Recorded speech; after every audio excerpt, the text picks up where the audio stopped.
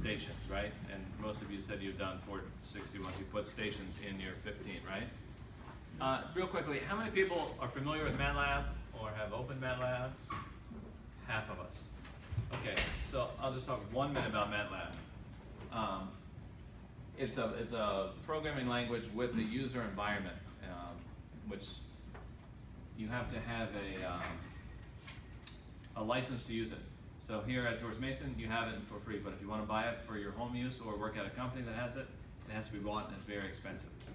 So it's one option that academics like because universities usually buy it. And what you're looking at is the console. So you've got one window here which has got the files, and you can see 461 is in there, and that's just the raw 461. Then we've got what's called a text editor here, which is where you write your code. Then you've got a console, which is where the code is executed. And then over here, we have variables. And you can see right now there's nothing in there. I just opened it. So I'm just going to highlight this part of the script here, which is fopen 461. So it's just telling MATLAB, open this file that's called 461. And then we'll just run that section. And then you see over here, we've got variables, right? FID equals this.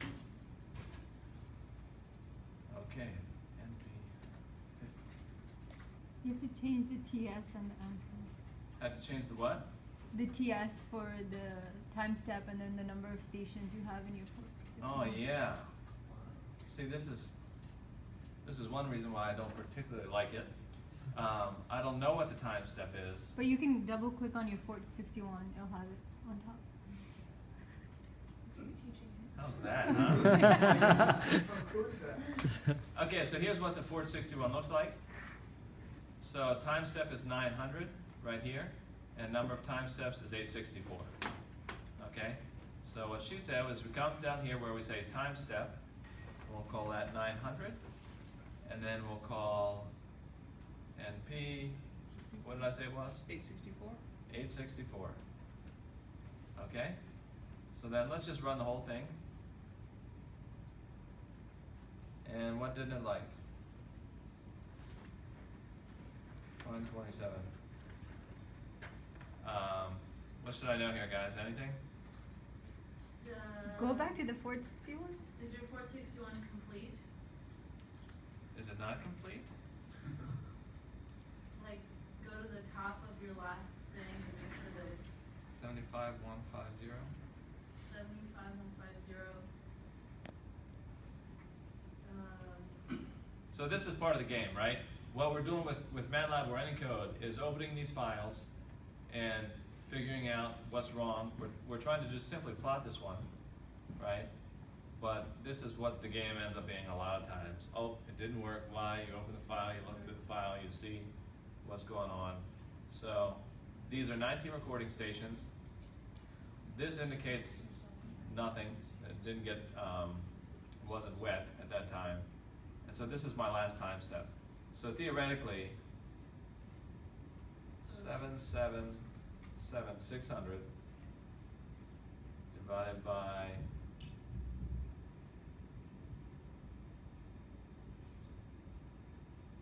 864 times 900. Is that right? What do I need? What else do I need? No.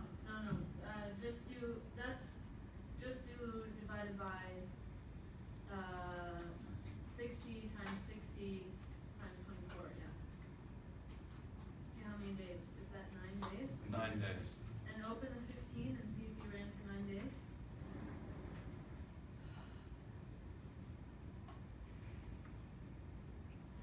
I can't see that far. You have to clear everything and run it again. Yeah, it's because the FID is 5, it should be 3. Okay. Oh, yeah. So how do I do that? Yeah. Just clear. What? Clear? Just clear, yeah. Yeah. Yeah.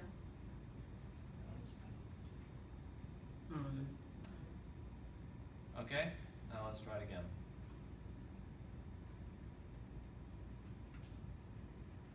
So unknown error. Open your temp 1. Well, whatever. Yeah, just open your temp one because I think you go one station at least. No, you're getting, it's not formatting by itself. Yeah. You something only else. went through one time step. So let's see what it looks like. How do we plot this? You cannot, It's not gonna look right. because the time steps go across, not down. Yeah. Yeah, so, not sure what happened here. Yeah, I've never gotten this.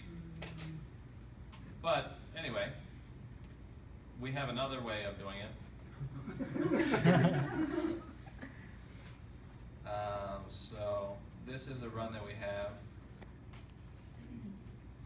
I'm just going to change to the directory. Okay, so here we have the same 461. All I did was copy and paste it over. The 415, and then a program that you call in Python, and it's theoretically will read it, and then it opens the 15, reads the date and the time that the run started, then it opens the 61, and then makes a new file for each station with the time series and the date for that. So theoretically, that's how it should work. So we gotta load Python. Okay, and then call Python, which is what Jana was doing before. Plotter.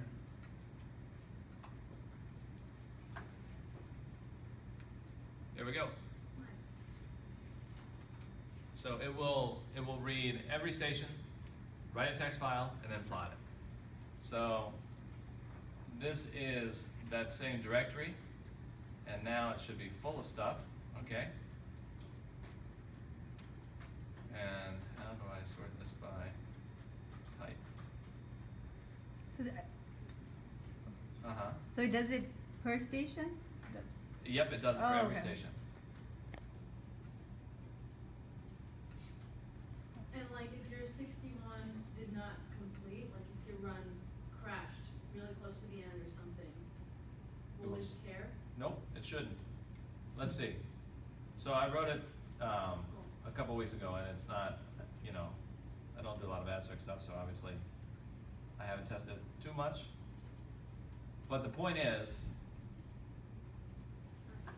Oh, Oh, yeah. nice. it writes a file, and you can see here, 3, that's number 3 in the list of your stations for the 415, right? So what we can do actually is open the 15.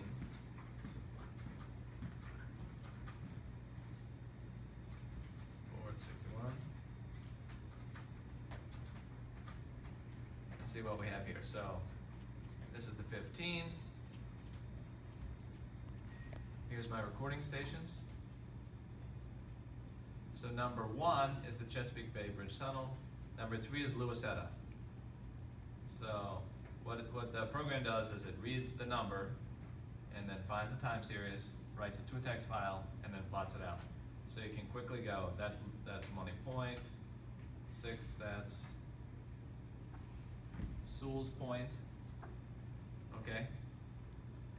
So here's a cool homework challenge for you guys is his code could be reading the 15 and using those as titles to the figures. Chesapeake Bay Bridge Tunnel? Everything, all the numbers, you know, each plot could have had station number 1, Chesapeake Bay Bridge Tunnel. So that's a little trickier. And That's what I said as a challenge. I did that last week, or I did it Monday actually, with these numbers, which I assume are the gauge numbers. Yeah, it's whatever code you wanted to get. Yeah, so I told it, find the first one. But it could be find this one, or it could be find this one. Either way. The reason why I didn't do that is because in a lot of files, for these we have the first 19 labeled. But then we might have 20 or 30 or 100 or